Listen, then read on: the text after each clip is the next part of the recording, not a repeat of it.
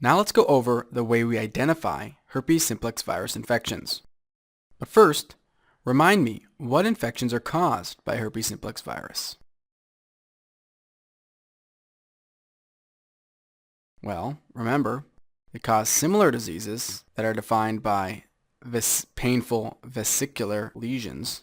But HSV1 causes these lesions in the oral cavity, generally, as well as the hand and the eye or cornea, while HSV2 causes these vesicular ulcerations in the genital region. Very good.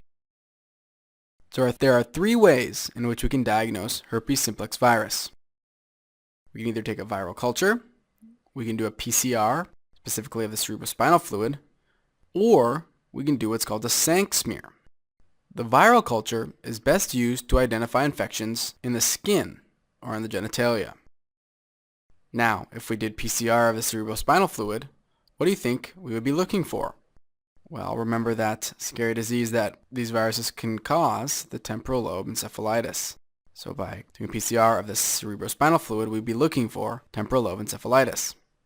Now, the boards like to ask you about the Sank smear. This is a sort of a buzzword, sort of a high-yield test that may show up on your board exam day.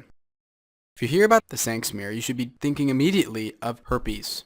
The Sank smear identifies HSV1, HSV2, as well as VZV, or varicella zoster virus, by looking for multinucleated giant cells on a smear of the blood cells.